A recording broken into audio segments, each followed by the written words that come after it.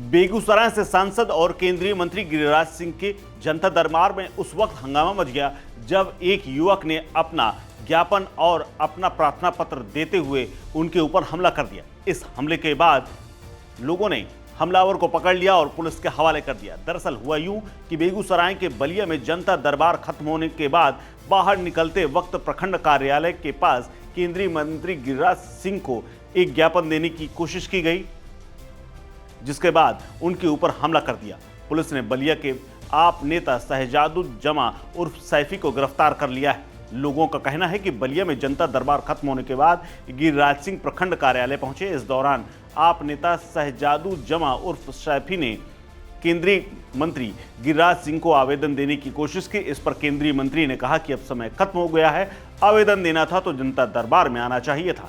लेकिन इसके बाद वो भड़क गया और नारेबाजी करने लगा। बेगूसराय के बलिया में जनता दरबार खत्म हुआ था और इसी के बाद वो प्रखंड कार्यालय पहुंचे थे, लेकिन नाराज आवेदनकर्ता भड़क गया और उसने मुक्का मारने की कोशिश की। आवेदन नहीं लेने पर सैफी ने कहा कि आप मेरे सांसद हैं, आवेदन लेना होगा। इस पर गिरिराज सिंह ने कह दिया तुम्हारा सांसद नहीं हूं।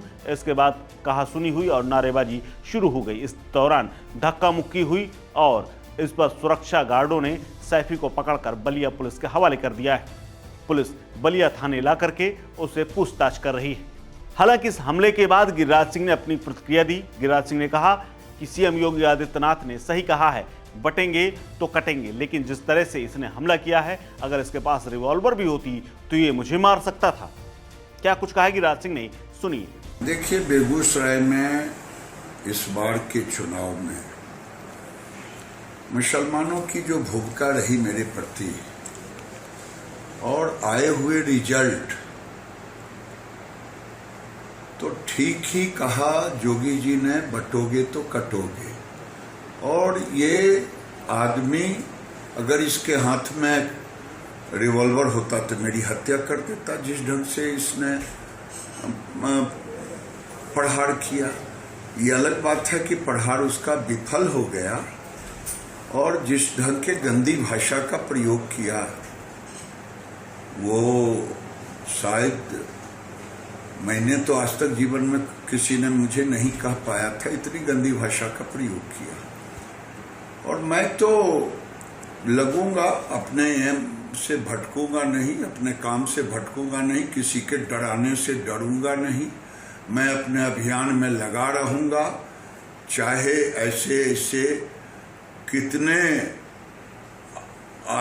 लग जाएं जो आतंक फैलाने वाले हों, अपने को मौला कहते हों, लेकिन मुझ पर कोई असर नहीं पड़ेगा। किस तरह की घटनाएं हुई, जिस तरह से नारे लगाए गए, क्या कहना था? देखिए, मैं तो बार बार कह रहा हूं कि इस चुनाव में